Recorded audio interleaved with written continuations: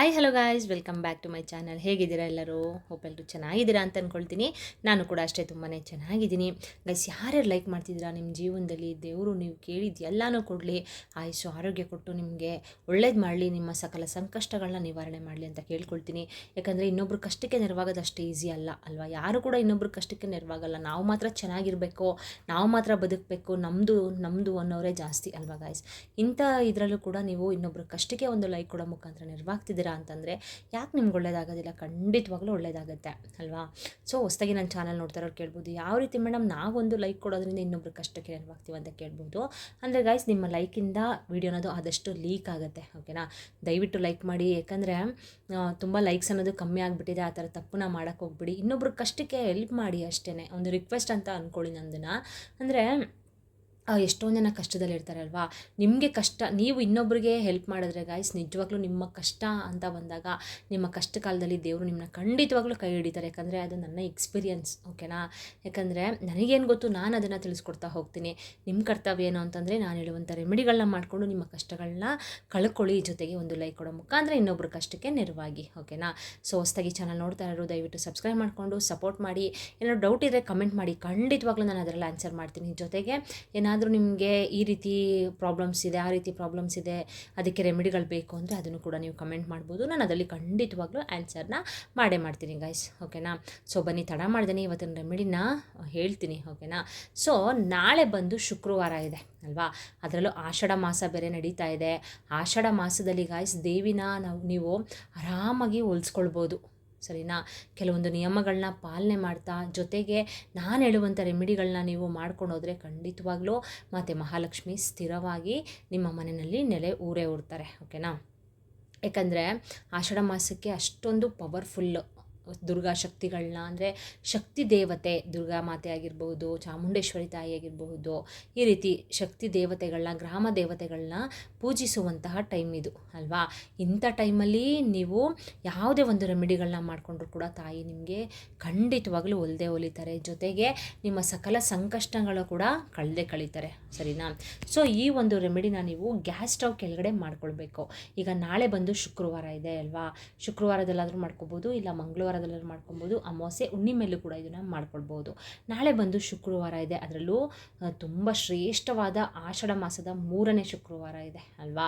So ನೀವೇನು ಮಾಡಬೇಕು ಅಂತಂದರೆ, ನಾನು ಹೇಳುವಂಥ ಯಾವ ರೀತಿ ಏನು ಇದಕ್ಕೆಲ್ಲ ನಿಮಗೆ ಯಾವ ಟೈಮಲ್ಲಿ ಮಾಡ್ಕೊಳ್ಬೇಕು, ಹಾಗೆಯೇ ಯಾವ ಡೇ ಮಾಡ್ಕೊಳ್ಬೇಕು ಅಂತ ಆಲ್ರೆಡಿ ಹೇಳಿದೆ ನಿಮಗೆ. ಈ ಪದಾರ್ಥಗಳನ್ನ ಯೂಸ್ ಮಾಡಿಕೊಂಡು ನಿಮಗೆ ಏನು ಯೂಸಸ್ಸೋ ಪ್ರತಿ ಒಂದು ಕೂಡ ನಾನು ಡೀಟೇಲಾಗಿ ನಿಮಗೆ ಎಕ್ಸ್ಪ್ಲೈನ್ ಮಾಡ್ತಾ ಹೋಗ್ತೀನಿ. ಎಲ್ಲೂ ಕೂಡ ಸ್ಕಿಪ್ ಮಾಡಬಾರ್ದು ನೀವು ಅಷ್ಟೇ, ಓಕೆನಾ? ಅಂದರೆ ಮಧ್ಯ ಏನಾದರೂ ಒಂದು ಹೇಳಿರ್ತೀನಿ, ಅದು ನಿಮಗೆ ಮಿಸ್ ಆಗಬಾರ್ದು, ಅದಕ್ಕೋಸ್ಕರ ಹೇಳ್ತಾ ಇರೋದು. ಸೊ ನಾಳೆ ಬೆಳಿಗ್ಗೆ ಎದ್ದೇಳಿ ಕ್ಲೀನಾಗಿ ಹೊರಗಡೆ ಅಂಗಳ ಎಲ್ಲ ಕ್ಲೀನ್ ಮಾಡ್ಕೊಳ್ಳಿ, ಮತ್ತು ಸ್ನಾನ ಮಾಡ್ಕೊಳ್ಳಿ. ಸ್ನಾನ ಮಾಡುವಂಥ ನೀರಿಗೆ ಕಲ್ಲುಪ್ಪು ಅರಿಶಿನ ಹಾಕ್ಕೊಂಡು ಸ್ನಾನ ಮಾಡ್ಕೊಳ್ಳಿ. ಜೊತೆಗೆ ಏನಕ್ಕೆ ಅಂದರೆ, ಕೆಲವು ದೋಷಗಳಿದ್ದರೆ, ಎಂಥದೇ ದೋಷ ಇದ್ದರೂ ಕೂಡ ಆ ರೀತಿ ಸ್ನಾನ ನೀವು ಮಾಡೋದ್ರಿಂದ ಖಂಡಿತವಾಗ್ಲೂ ಕ್ಲಿಯರ್ ಆಗುತ್ತೆ. ಜೊತೆಗೆ ಗೈಸ್, ಮನೆ ಒರೆಸ್ಬೇಕಾದ್ರೂ ಅಷ್ಟೇ ಸ್ವಲ್ಪ ಕಲ್ಲುಪ್ಪು ಅರಿಶಿನ ಹಾಕ್ಕೊಂಡು ನೀವು ಮನೆನ ಒರೆಸ್ಕೊಳ್ಳೋದ್ರಿಂದ ಕೂಡ ನಿಮಗೆ ತುಂಬಾ ಒಳ್ಳೆಯದಾಗುತ್ತೆ. ಸ್ನಾನ ಮಾಡಿಕೊಂಡೇ ನೀವು ಹೊಸ್ಲಿಗೆ ಅರಿಶಿನ ಕುಂಕುಮ ಹಾಕೋದಾಗಿರ್ಬೋದು, ರಂಗೋಲಿ ಹಾಕೋದಾಗಿರ್ಬೋದು, ಆ ರೀತಿ ಮಾಡಬೇಕು ಗೈಸ್, ಓಕೆನಾ? ಸೊ ಸುಮ್ಮನೆ ಅಂದರೆ ತೊಳಿಲಿಕ್ಕೆ, ಹೊಸ್ಲನ್ನ ತೊಳಿಲಿಕ್ಕೆ ಬೇಕಾದರೆ ನೀವು ಮುಂಚೆನೇ, ಸ್ನಾನಕ್ಕಿಂತ ಮುಂಚೆ ಎಲ್ಲ ಕ್ಲೀನ್ ಮಾಡ್ಬೇಕಾದ್ರೆ ಕ್ಲೀನ್ ಮಾಡ್ಕೊಳ್ಳಿ. ಆದರೆ ಸ್ನಾನ ಮಾಡಾದಮೇಲೆ ನೀವು ಹೊಸ್ಲಿಗೆ ಪೂಜೆನ ಮಾಡಬೇಕು. ಅದಕ್ಕಿಂತ ಮುಂಚೆನೇ ಒಬ್ಬೊಬ್ಬರು ತುಂಬ ನೋಡಿದ್ದೀನಿ ನಾನು, ಮುಂಚೆನೇ ಎಲ್ಲ ಅರಿಶಿನ ಕುಂಕುಮ ಎಲ್ಲ ಹಾಕ್ಬಿಟ್ಟು ಹೂವೆಲ್ಲ ಮುಡಿಸ್ಬಿಟ್ಟು ರಂಗೋಲೆಲ್ಲ ಹಾಕ್ಬಿಡ್ತಾರೆ ಸ್ನಾನ ಮಾಡೋಕ್ಕಿಂತ ಮುಂಚೆ. ಆ ಥರ ಮಾಡಿಬಿಡಿ, ಅದು ಒಳ್ಳೆಯದಲ್ಲ, ಓಕೆನಾ? ಸೊ ಎಲ್ಲ ಕ್ಲೀನ್ ಮಾಡಿಕೊಂಡು ಮತ್ತು ಮಹಾಲಕ್ಷ್ಮಿಗೆ ಉಪ್ಪಿನ ದೀಪನ ಹಚ್ಚಿದ್ರೆ ತುಂಬಾ ಒಳ್ಳೆಯದು. ಆಷಾಢ ಮಾಸದಲ್ಲಿ ಉಪ್ಪಿನ ದೀಪ ಆಗಿರಬಹುದು, ಬೆಲ್ಲದ ದೀಪ ಆಗಿರಬಹುದು, ಹಾಗೆಯೇ ನಿಂಬೆಹಣ್ಣಿನ ದೀಪ ಹಚ್ಚಿದ್ರೂ ಕೂಡ ತುಂಬಾ ಒಳ್ಳೆಯದಾಗುತ್ತೆ ಗೈಸ್. ನಿಮ್ಮ ಕಷ್ಟಗಳು ದೂರವಾಗುತ್ತೆ. ನಿಮಗೆ ಎಂಥದೇ ಪರಿಸ್ಥಿತಿ ಇದ್ದರೂ ಕೂಡ, ನಿಮಗೆ ಎಂಥದೇ ಇದಿದ್ರೂ ಕೂಡ ನಿಮಗೆ ಕ್ಲಿಯರ್ ಆಗುತ್ತೆ. ಅದ್ರ ಜೊತೆಗೆ ಈ ರೆಮಿಡಿಗಳನ್ನೂ ಕೂಡ ನೀವು ಅಂದರೆ ಒಂದು ನಂಬಿಕೆ ಇಟ್ಟು ಮಾಡ್ಕೊಳ್ಬೇಕು ಅಷ್ಟೇ.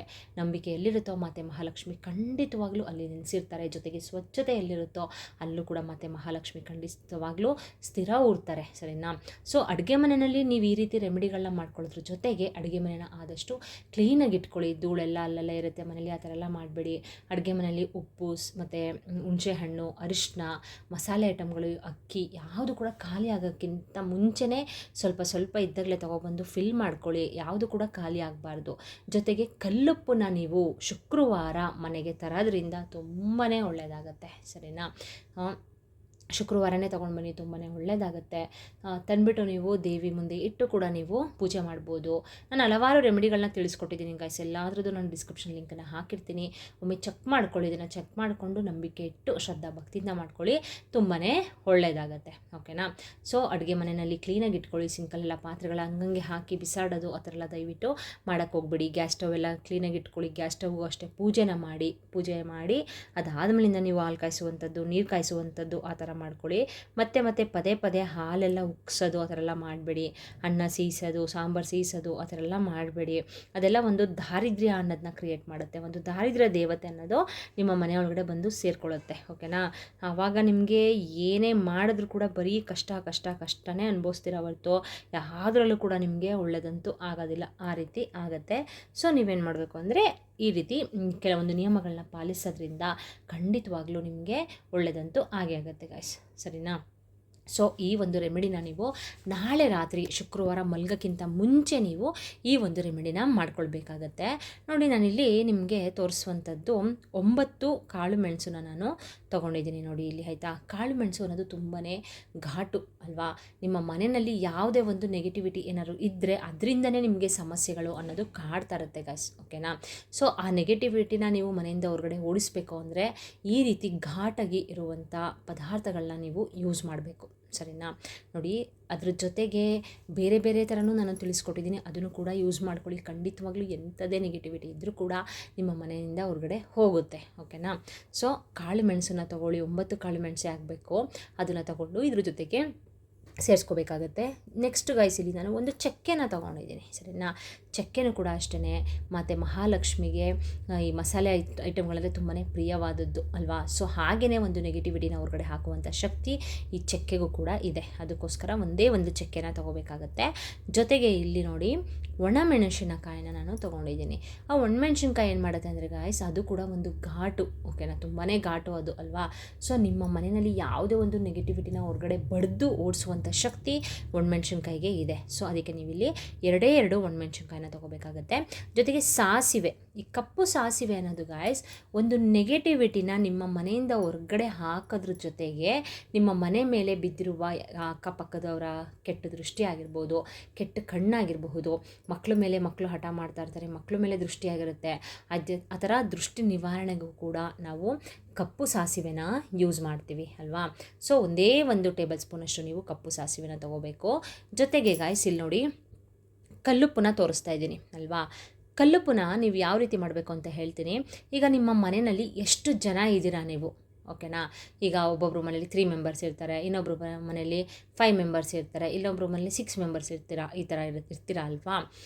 ಎಷ್ಟು ಜನ ಇದ್ದೀರಾ ಅಷ್ಟು ಒಂದು ಕೈಯಲ್ಲಿ ನಿಮಗೆ ಎಷ್ಟು ತಗೊಳಕ್ಕಾಗುತ್ತೆ. ಈಗ ಉಪ್ಪನ್ನ ಈ ಥರ ತಗೋತೀರಾ ಅಲ್ವಾ, ಈ ಥರ ತಗೋತೀರಾ ಉಪ್ಪನ್ನ. ಈ ಥರ ನೀವು ನಿಮ್ಮ ಮನೆಯಲ್ಲಿ ಎಷ್ಟು ಜನ ಇದ್ದೀರಾ ಅಷ್ಟು ಸಲ ತೊಗೊಂಡು ಉಪ್ಪನ್ನ ಸೇರಿಸ್ಬೇಕು, ಓಕೆನಾ. ಅರ್ಥ ಆಯಿತು ಅಂತ ಅಂದ್ಕೊಳ್ತೀನಿ ಎಲ್ಲರಿಗೂ. ನೋಡಿರಿ, ಇಷ್ಟು ನಿಮ್ಮ ಕೈಗೆ ಉಪ್ಪಿನ ಡಬ್ಬ ತೊಗೊಳ್ಳಿ. ಉಪ್ಪಿನ ಡಬ್ಬ ತೊಗೊಂಡು ಒಂದು ಕೈಲಿ ಈ ಥರ ಎತ್ಕೊಳ್ಳಿ, ಆಯಿತಾ. ಇದು ಒಬ್ರದ್ದಾಯಿತು, ಇದನ್ನು ಇಲ್ಲಿ ಇದ್ರ ಜೊತೆಗೆ ಸೇರಿಸಿ. ಮತ್ತೆ ಉಪ್ಪಿನ ಡಬ್ಬದೊಳಗಡೆ ಕೈ ಹಾಕಿ ಈ ಥರ ಎತ್ಕೊಳ್ಳಿ, ಇಬ್ಬರಾಯಿತು. ಈಗ ನಿಮ್ಮ ಮನೇಲಿ 3 ಜನ ಇದ್ದರೆ 3 ಸಲ ಎತ್ಕೊಂಡು ಈ ರೀತಿ ಹಾಕಬೇಕಾಗತ್ತೆ. ಅಕಸ್ಮಾತ್ ನಿಮ್ಮ ಮನೆಯಲ್ಲಿ 5 ಜನ ಇದ್ದರೆ 5 ಸಲ ನೀವು ಉಪ್ಪಿನ ಡಬ್ಬದೊಳಗಡೆ ಕೈ ಹಾಕಿ ಉಪ್ಪನ್ನ ಎಷ್ಟು ಸಿಗುತ್ತೆ ನಿಮಗೆ ಅಷ್ಟು ತೆಗೆದುಬಿಟ್ಟು ಇದ್ರೊಳಗಡೆಗೆ ಹಾಕಬೇಕು, ಸರಿನಾ. ಸೊ ಇಷ್ಟನ್ನ ನೀವು ಪದಾರ್ಥಗಳನ್ನ ಒಂದು ಪ್ಲೇಟಲ್ಲಿ ಇಟ್ಕೊಳ್ಳಿ ಫಸ್ಟು, ಸರಿನಾ. ಇಟ್ಕೊಂಡು ನೀವು ತಾಯಿಗೆ ಸಂಕಲ್ಪನ ಮಾಡ್ಕೊಳ್ಬೇಕು. ನಾನು ಈ ಒಂದು ರೆಮಿಡಿನ ನನ್ನ ಕಷ್ಟ ದೂರ ಆಗಲಿಕ್ಕೆ, ನಮ್ಮ ಮನೆಯಲ್ಲಿ ಒಂದು ನೆಗೆಟಿವಿಟಿ ಇರೋದ್ರಿಂದನೇ ನನಗೆ ತುಂಬ ಕಷ್ಟ ಆಗ್ತಾಯಿದೆ ತಾಯಿ, ಹಣ ಅನ್ನೋದು ಮನೆಯಲ್ಲಿ ನಿಲ್ತಾ ಇಲ್ಲ, ತುಂಬಾ ಸಮಸ್ಯೆ ಅನ್ನೋದು ಅನುಭವಿಸ್ತಾ ಇದ್ದೀನಿ, ಕೆಟ್ಟ ದೃಷ್ಟಿ, ಕೆಟ್ಟ ಕಣ್ಣೇ ಜಾಸ್ತಿ ನಮ್ಮ ಮನೆ ಮೇಲೆ, ತುಂಬ ಅವ್ರ ಅಕ್ಕಪಕ್ಕದವ್ರ ದೃಷ್ಟಿ, ನೆಂಟರುಗಳ ದೃಷ್ಟಿ, ಈ ರೀತಿ ಮನೆಯವರೇ ದೃಷ್ಟಿ ಆಗ್ತಾರೆ. ನೋಡಿ, ಚೆನ್ನಾಗಿ ನೋಡ್ಕೋತಾನೆ, ನಿನ್ನ ಗಂಡ ಚೆನ್ನಾಗಿ ನೋಡ್ಕೋತಾನೆ, ಒಡವೆ ಚಿನ್ನ ಎಲ್ಲ ಕೊಡಿಸ್ತಾನೆ, ದುಡ್ಡೆಲ್ಲ ಕೊಡ್ತಾನೆ ನಿನ್ನ ಖರ್ಚಿಗೆ, ಈ ರೀತಿ ಎಲ್ಲ ಕಣ್ಣಾಕ್ತಾರೆ ತಾಯಿ, ಆಯಿತಾ. ಈ ರೀತಿ ಕಣ್ಣಾಕೋದ್ರಿಂದನೇ ನಮಗೆ ನಮ್ಮ ಮನೆಯಲ್ಲಿ ಒಳ್ಳೇದಾಗ್ತಾ ಇಲ್ಲ, ನನಗೂ ನನ್ನ ಗಂಡನ ಮಧ್ಯೆ ಕಿರಿಕಿರಿ ಆಗ್ತಾ ಇದೆ. ಜೊತೆಗೆ ಎಷ್ಟೇ ದುಡಿದ್ರೂ ಕೂಡ ಮನೆಯಲ್ಲಿ ₹1 ಕೂಡ ನಿಲ್ತಾ ಇಲ್ಲ. ಆರೋಗ್ಯದ ಸಮಸ್ಯೆ ಅನ್ನೋದು ಕಾಡ್ತಾ ಇದೆ. ಏನಾದರೂ ಒಂದು ಸಮಸ್ಯೆ ಆಗಿ ದುಡ್ಡು ಅನ್ನೋದು ಪೋಲಾಗಿ ಖರ್ಚಾಗ್ತಾ ಇದೆ. ಮಕ್ಕಳು ಮನೆಯಲ್ಲಿ ಹೇಳಿದ ಮಾತು ಕೇಳ್ತಾ ಇಲ್ಲ. ಈ ರೀತಿ ಗಾಯ್ಸ್ ನಿಮ್ಗೆ ಎಂಥ ಕಷ್ಟ ಇದೆ ಅದನ್ನು ಕೇಳ್ಕೊಳ್ಳಿ ಫಸ್ಟು ದೇವಿ ಹತ್ರ, ಆಯಿತಾ? ದೇವಿ ಹತ್ರ ಕೇಳಿಕೊಂಡು ಸಂಕಲ್ಪನ ಮಾಡ್ಕೋಬೇಕು. ನೀವು ಯಾವುದೇ ರೆಮಿಡಿ ಮಾಡಬೇಕಾದ್ರೂ ಅಷ್ಟೇ ಒಂದು ನಂಬಿಕೆ ಇಟ್ಟು ಮಾಡ್ಕೊಳ್ಳಿ. ಜೊತೆಗೆ ಸಂಕಲ್ಪವಾಗಿ ಮಾಡ್ಕೊಳ್ಳೋದ್ರಿಂದ ನಿಮಗೆ ಬೇಗನೆ ರಿಸಲ್ಟ್ ಸಿಗುತ್ತೆ. ಸುಮ್ಮನೆ ತೊಗೊಂಡೋಗ್ಬಿಟ್ಟು ನೀವು ಇದನ್ನು ಎಲ್ಲ ಇಟ್ಬಿಟ್ಟು ಸುಮ್ಮನೆ ತೊಗೊಂಡೋಗ್ಬಿಟ್ಟು ಗ್ಯಾಸ್ ಸ್ಟವ್ ಕೆಳಗಡೆ ಇಟ್ಬಿಡೋದಲ್ಲ. ಫಸ್ಟು ಒಂದು ಪ್ಲೇಟ್ಗೆ ಇದನ್ನೆಲ್ಲ ಹಾಕ್ಕೊಂಡು ಸಂಕಲ್ಪನ ಮಾಡ್ಕೊಳ್ಬೇಕು. ಈ ರೀತಿ ಈ ಒಂದು ರೆಮಿಡಿನ ನಾನು ನನ್ನ ಈ ಕಷ್ಟಕ್ಕೆ ನಾನು ಮಾಡ್ತಾಯಿದ್ದೀನಿ ತಾಯಿ, ಒಳ್ಳೆಯದಾಗೋ ರೀತಿ ಮಾಡು ತಾಯಿ ಅಂತ ಹೇಳಿ ನೀವು ಇದನ್ನು ಮಲಗೋಕ್ಕಿಂತ ಮುಂಚೆ ನೈಟು, ಓಕೆನಾ, ಎಲ್ಲ ಕ್ಲೀನ್ ಮಾಡ್ಕೊಳ್ಳಿ. ಕಿಚನೆಲ್ಲ ಕ್ಲೀನ್ ಮಾಡಿಕೊಂಡು ಗ್ಯಾಸ್ ಸ್ಟವ್ ಎಲ್ಲ ಕ್ಲೀನ್ ಮಾಡ್ಕೊಳ್ಳಿ. ಕ್ಲೀನ್ ಮಾಡಿಕೊಂಡು ನೀವು ಕೆಳಗಡೆ ಇದನ್ನು ಇಟ್ಟುಬಿಟ್ಟು ಮಲ್ಕೊಳ್ಳಿ, ಸರಿನಾ? ಬೆಳಿಗ್ಗೆ ಎದ್ದ ತಕ್ಷಣ ನೀವು ಫಸ್ಟ್ ಮಾಡಬೇಕಾಗಿರೋ ಕೆಲಸ ಇದನ್ನೆಲ್ಲ ತೊಗೊಂಡೋಗಿ ಯಾವುದಾದ್ರೂ ಒಂದು ಮರದ ಬುಡದ ಕೆಳಗಡೆ ಹಾಕ್ಬಿಡಿ, ಆಯಿತಾ? ಇಲ್ಲ ಅಂದರೆ ಯಾವುದಾದ್ರೂ ಒಂದು ಗಿಡದ ಹತ್ರ ನೀವು ಹಾಕ್ಬೋದು. ಇಲ್ಲ ನಮ್ಮ ಮನೆ ಹತ್ರ ನದಿ ಇದೆ ಮೇಡಮ್, ನದಿ ಒಳಗಡೆ ಬಿಟ್ಬಿಡ್ತೀವಿ ಅಂದರೂ ಕೂಡ ನೀವು ಬಿಟ್ಬಿಡ್ಬೋದು, ಓಕೆನಾ? ಬಿಟ್ಬಿಟ್ಟು ಬಂದುಬಿಟ್ಟು ನೀವು ಪ್ಲೇಟೆಲ್ಲ ಕ್ಲೀನಾಗಿ ವಾಶ್ ಮಾಡಿಕೊಂಡು ಎತ್ತಿಟ್ಕೊಳ್ಳಿ, ಸರಿನಾ? ಎತ್ತಿಟ್ಕೊಂಡಾದ್ಮೇಲೆ ಮನೆಯೆಲ್ಲ ಕ್ಲೀನಾಗಿ ಒರೆಸ್ಕೊಳ್ಳಿ. ಮನೆಯೆಲ್ಲ ಕ್ಲೀನಾಗಿ ಒರೆಸ್ಕೊಂಡು ಶನಿವಾರ ಬೆಳಿಗ್ಗೆ ಇದನ್ನು ಶುಕ್ರವಾರ ಮಾಡ್ಕೊಳ್ಳಿ, ಇಲ್ಲ ಮಂಗಳವಾರ ಮಾಡ್ಕೊಳ್ಳಿ. ಮಂಗಳವಾರ ಮಾಡೋರು ಬುಧವಾರ ಬೆಳಿಗ್ಗೆ ಎದ್ಬಿಟ್ಟು, ಇಲ್ಲಾಂದರೆ ಶುಕ್ರವಾರ ಮಾಡೋರು ಶನಿವಾರ ಬೆಳಿಗ್ಗೆ ಎದ್ಬಿಟ್ಟು ನೀವು ಇದೆಲ್ಲ ತಗೊಂಡು ಹೊರಗಡೆ ಹಾಕ್ಬಿಟ್ಟು ಬಂದು ಮನೆಯೆಲ್ಲ ಕ್ಲೀನ್ ಮಾಡ್ಕೊಳ್ಳಿ. ಕ್ಲೀನ್ ಮಾಡಿಕೊಂಡು ಮತ್ತೆ ಮಹಾಲಕ್ಷ್ಮಿಗೆ ಈ ಒಂದು ರೆಮಿಡಿನ ಮಾಡಿದ್ದೀನಿ ತಾಯಿ, ನನಗೆ ಇವತ್ತಿಂದ ನಂಗೆ ಒಳ್ಳೇದಾಗುತ್ತೆ ಅಂತ ನಾನು ನಂಬಿದ್ದೀನಿ ತಾಯಿ ಅಂತ ಹೇಳಿ ನೀವು ದೀಪನ ಹಚ್ಕೊಳ್ಳಿ ಗಾಯ್ಸ್. ನೋಡಿ ಬೇಕಾದರೆ ನೀವೇ ನನಗೆ ಕಮೆಂಟ್ ಮಾಡ್ತೀರಾ, ಹೌದು ಮೇಡಮ್ ನೀವು ಹೇಳಿದ ನಿಜ ಆಯಿತು, ನಮಗೆ ನಮ್ಮ ಕಷ್ಟಗಳು ತೀರ್ತು, ನಮ್ಗೆ ಈ ರೀತಿ ನಾನು ಈ ರೆಮಿಡಿನ ಮಾಡಿದ್ಮೇಲೆ ಒಳ್ಳೇದಾಯಿತು ಅಂತ ನೀವೇ ನನಗೆ ಕಮೆಂಟ್ ಮಾಡ್ತೀರಾ. ತುಂಬ ಜನ ಕಮೆಂಟ್ ಮಾಡ್ತಿದ್ದೀರಾ, ನೀವು ಹೇಳುವಂಥ ರೆಮಿಡಿಗಳು ವರ್ಕೌಟ್ ಆಗ್ತಿದೆ ಅಂತ ಮಾಡ್ತಾ ಇದ್ದೀರಾ. ಎಲ್ಲರಿಗೂ ಕೂಡ ಯಾರ್ಯಾರು ಕಮೆಂಟ್ ಮಾಡ್ತಿದ್ದೀರಾ ಎಲ್ಲರಿಗೂ ನಾನು ತುಂಬ ಹೃದಯದ ಧನ್ಯವಾದಗಳನ್ನ ತಿಳಿಸ್ತೀನಿ. ನೀವು ಕೂಡ ಒಂದು ಶ್ರದ್ಧಾ ಭಕ್ತಿಯಿಂದ ನಂಬಿಕೆ ಇಟ್ಟು ಮಾಡ್ಕೊಳ್ಳಿ, ಒಳ್ಳೇದಾಗಲಿ ಎಲ್ಲರಿಗೂ. ಯಾರ್ಯಾರು ಈ ವಿಡಿಯೋ ನೋಡ್ತಿದ್ದೀರಾ ನಿಮಗೆಲ್ಲರಿಗೂ ಕೂಡ ನಿಮ್ಮ ಕಷ್ಟಗಳು ನಿವಾರಣೆ ಆಗಲಿ. ಕಷ್ಟಗಳು ಎಂಥ ಕಷ್ಟ ಬಂದರೂ ಕೂಡ ನಿಮಗೆ ಅದನ್ನು ಸಹಿಸ್ಕೊಳ್ಳೋ ಶಕ್ತಿ ದೇವ್ರು ಕೊಡಲಿ, ಹಾಗೆಯೇ ನಿವಾರಣೆ ಕೂಡ ಮಾಡಲಿ. ನಿಮ್ಮ ಮನೆಯಲ್ಲಿ ಲಕ್ಷ್ಮೀ ತಾಯಿ ಬಂದು ಸ್ಥಿರವಾಗಿ ನೆಲೆ ಊರಲಿ ಅಂತ ನಾನು ಕೂಡ ಕೇಳ್ಕೊಳ್ತೀನಿ. ಹಾಗೆಯೇ ಹೊಸದಾಗಿ ಚಾನಲ್ ನೋಡ್ತಾ ಇರೋರು ಸಬ್ಸ್ಕ್ರೈಬ್ ಮಾಡ್ಕೊಳ್ಳಿ, ಒಂದು ಲೈಕ್ ಕೊಡೋ ಮುಖಾಂತರ ಇನ್ನೊಬ್ರು ಕಷ್ಟಕ್ಕೆ ನೆರವಾಗಿ ಡಿಸ್ಕ್ರಿಪ್ಷನಲ್ಲಿ ಎಲ್ಲಾದ್ರದ್ದು ನಾನು ಲಿಂಕ್ ಕೊಟ್ಟಿರ್ತೀನಿ, ಒಮ್ಮೆ ಚೆಕ್ ಮಾಡಿಕೊಂಡು ನೀವು ಕೂಡ ರೆಮಿಡಿಗಳನ್ನ ಮಾಡ್ಕೊಳ್ಳಿ. ನಿಮ್ಗೆ ಗೊತ್ತಿರೋರು ಅಂತಂದರೆ ಕಷ್ಟದಲ್ಲಿರ್ತಾರೆ ನೋಡಿ, ನಿಮ್ಗೆ ಗೊತ್ತಿರೋರು ಅವ್ರಿಗೂ ಕೂಡ ಶೇರ್ ಮಾಡಿ, ಅವರು ಕೂಡ ಈ ರೆಮಿಡಿಗಳನ್ನ ಮಾಡಿಕೊಂಡು ಅವ್ರಿಗೂ ಕೂಡ ಒಳ್ಳೆಯದಾಗಲಿ, ಓಕೆನಾ? ಸೊ ಡೌಟ್ಸ್ ಇದ್ದರೆ ಕಮೆಂಟ್ ಮಾಡಿ ಅಂತ ಹೇಳ್ತಾ ಇವತ್ತಿನ ವ್ಲಾಗ್ನ ಇಲ್ಲಿಗೆ ಎಂಡ್ ಮಾಡ್ತೀನಿ. ನೆಕ್ಸ್ಟ್ ಹೊಸ ಇನ್ಫಾರ್ಮೇಷನ್ ವಿಡಿಯೋದೊಂದಿಗೆ ಸಿಗ್ತೀನಿ. ಅಲ್ಲಿವರೆಗೂ bye bye, see you, take care.